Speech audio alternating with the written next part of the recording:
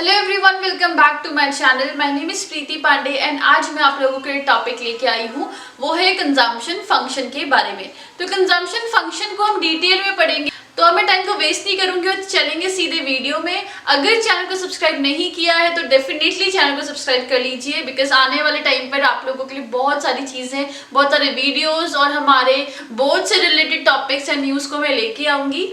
इसीलिए आप चैनल को सब्सक्राइब करें एंड मेरे इस वीडियो को लाइक करें एंड अपने ज्यादा से ज्यादा स्कूल ग्रुप या फिर कॉलेजेस ग्रुप में शेयर कर सकते हैं। और अगर कोई क्वेरीज होंगी तो आप मुझसे डायरेक्टली पूछ सकते हैं। तो कंजम्पशन एक्सपेंडिचर होता क्या है? कंजम्पशन एक्सपेंडिचर हमारे इनकम का वो पार्ट होता है, वो पोर्शन होता है जो कि हम हमारे गुड्स और सर्विसेज में खर्च कर देते हैं।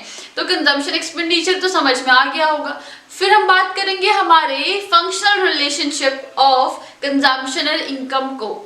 तो फंक्शनल रिलेशनशिप जब हमारे कंजम्पशन और इनकम की बात कर रहा होता है तो वही हमारा होता है कंजम्पशन फंक्शन। तो कंजम्पशन फंक्शन को हम कैसे डिनोट कर सकते हैं? That is C is equals to F and Y। F and Y क्यों?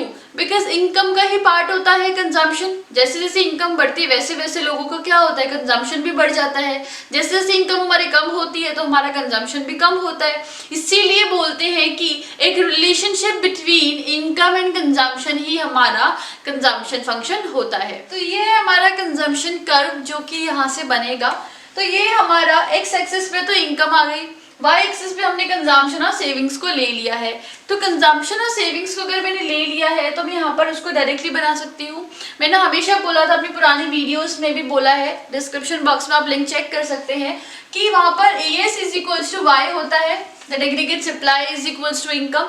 इसीलिए मैंने क्या करा, मैंने डायरेक्ट जो इनकम का कर्व है वही एग्रीगेट सप्लाई का कर्व होगा। तो कुछ नहीं किया, स्ट्रेट लाइन बना दी और यहाँ पे लिख दिया 45 डिग्री। मतलब आप समझ में आ जाएगा कि ये क्या है, मेरा इनकम का कर्व है। अब इनकम का कर्व तो ऐसा है और हमारा कंजम्पशन कैसा होता है, बिल्कुल ऐसी स्ट्रेट लाइन पे बनता है। पुरानी वीडियोस में आप लोगों ने देखा था कि हमारा इन्वेस्टमेंट ऐसा था, सब कंजम्पशन ऐसा है, फिर एग्रीगेट डिमांड ऐसा है। तो जैसे जैसे हमारी इनकम बढ़ रही होती है, मतलब ये इनकम बढ़ रही होती है, वैसे वैसे हमारा कंजम्पशन भी बढ़ता है। तो जैसे जैसे इनकम बढ़ रही है वैसे वैसे मेरा कंजम्पशन भी बढ़ रहा है।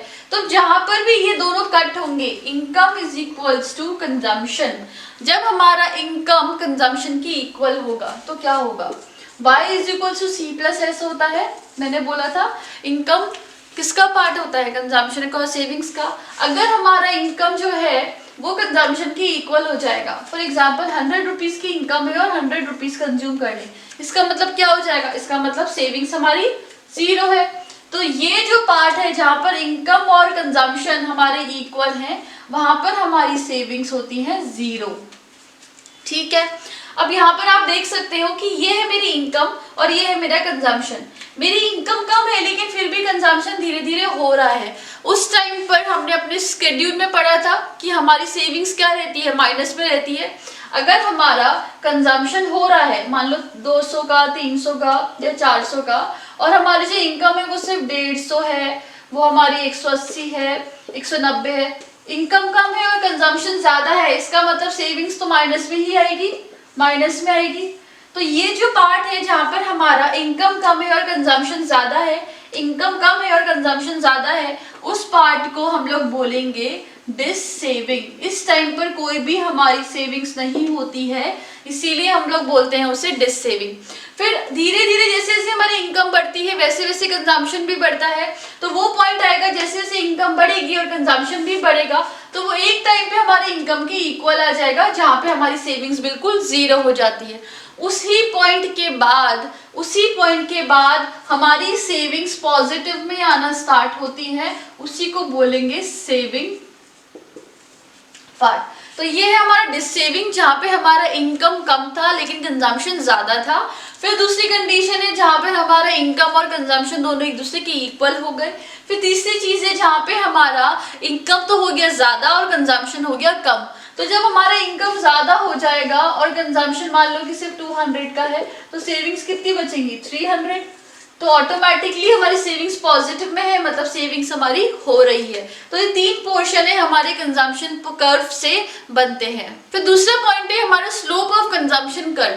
तो स्लोप ऑफ कंजम्पशन कर्व की जब मैं बात करूंगी तो आप लोगों ने नोटिस किया होगा कि धीरे धीरे हमारा कंजम्पशन कर्व ऊपर जाता है जैसे जैसे इनकम भी बढ़ती है। इसका मतलब क्या है, इनकम बढ़ेगी तो कंजम्पशन तो ज्यादा होगा।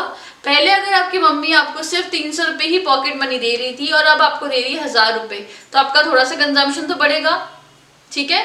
तो धीरे धीरे हमारा कंजम्पशन बढ़ता है, इसका मतलब हमारा जो कंजम्पशन कर्व का स्लोप है, जो भी उसका कर्व है, वो धीरे धीरे अपवर्ड्स जाता है। तीसरा पॉइंट है income is less than consumption. तो अगर हमारी कंजम्पशन जो है ज्यादा है और इनकम हमारी कम है, तो अभी मैंने आप लोगों को समझाया था कि वो पार्ट हमारा क्या हो जाएगा, डिससेविंग। इसका मतलब मेरी इनकम हो तो रही है, इनकम हो रही है तो मैंने कंजम्पशन भी बढ़ा लिया, लेकिन इतनी इनकम भी नहीं हो रही कि मैं भी सेविंग्स ही करना स्टार्ट कर दूं, तो वो पार्ट हो जाएगा हमारा डिससेविंग का। फिर नेक्स्ट पॉइंट हमारा आता है break even point. Break even point बहुत इंपॉर्टेंट है, इसलिए ध्यान से सुनना कि ब्रेक इवन पॉइंट की कंडीशन वो होगी जब हमारा कंजम्पशन और हमारी इनकम दोनों ही इक्वल होगी। तो जब हमारी दोनों ही चीज इक्वल है, इसका मतलब क्या है, सेविंग 0 है, तो C इक्वल्स टू Y की कंडीशन पे सेविंग 0 होती है। ये मैंने अभी आप लोगों को ग्राफ में भी समझाया है। अब फिर कंडीशन आती है हमारी that income is more than consumption.